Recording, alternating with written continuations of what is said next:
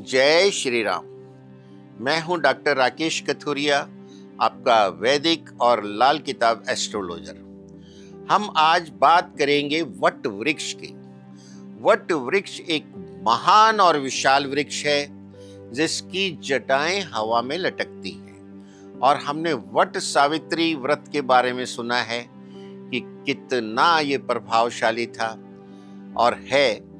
और उज्जैन में एक स्थान है सिद्ध वट, शिप्रा नदी के किनारे, जिसे सिद्धनाथ कहते हैं। यहाँ कुंभ का मेला लगता है और मां पार्वती के द्वारा त्रेता युग का लगाया हुआ वट वृक्ष आज भी वहां वर्तमान है। और इस वृक्ष को मुस्लिम आक्रांताओं ने, ईसाई आक्रांताओं ने काटने की बहुत कोशिश की, काट भी दिया, लेकिन फिर से ये उगाता, इसकी ये महानता है और शिप्रा के तट पे है। और बचपन में हम विक्रम और वेताल की कथाएं सुनते थे। महाराजा विक्रमादित्य जो उज्जैन के महाराजा थे, जिनके नाम पे विक्रमी संवत चलती है, जो कि महानतम शासकों में हुए हैं और अत्यधिक लोकप्रिय थे अपने समय में। वो इस वृक्ष पे जाते थे रात्रि को, वहां एक बैताल आता था और उनके बीच का जो चर्चा होती थी वो विक्रम और बैताल की कहानियों के रूप में प्रचलित है और उससे हमें बड़ा ज्ञान मिलता था।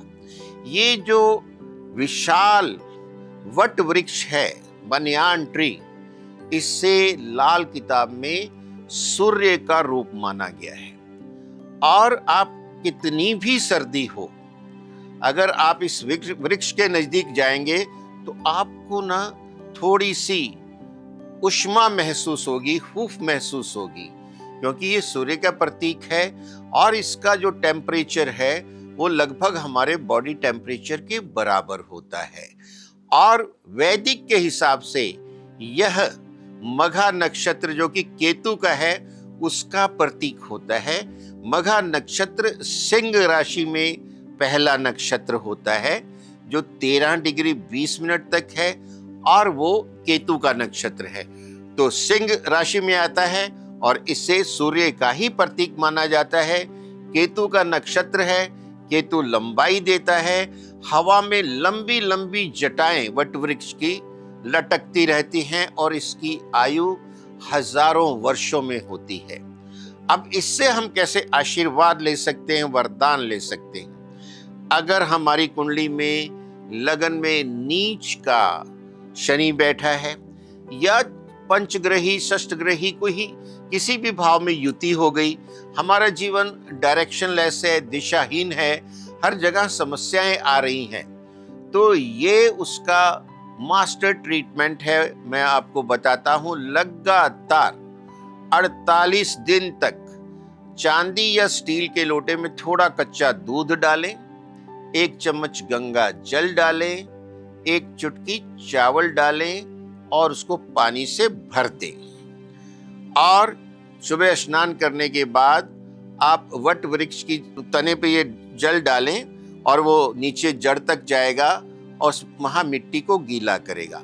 जिस समय आप ये जल डालेंगे, उससे जो ऊर्जा निकलेगी वो आपके शरीर में जाएगी, आपको बहुत ज्यादा पॉजिटिविटी आएगी। और जो गीली मिट्टी हो गई है उस जल से, उसे मिडल फिंगर से रब करके आप अपने माथे पे तिलक के रूप में लगा लीजिए और लगातार 43 डेज तक करते रहिए। इसमें जो है लेडीज को भी कोई रेस्ट्रिक्शन नहीं है, वो भी लगातार कर सकती हैं। और 43 डेज ये करने के बाद आप देखेंगे कि आप में बहुत पॉजिटिविटी आ गई है। कोई रोग था वो दूर होने लग गया है, कोई समस्याएं थी वो दूर होने लग गई हैं और आपके मन को एक अद्भुत शांति मिलेगी और आपके सारे ग्रहों के प्रभाव अच्छे होने लगेंगे। आप ये सरल सा उपाय करके अपने जीवन की समस्याओं को दूर कीजिए और जीवन का पूरा आनंद लीजिए। जय श्री राम।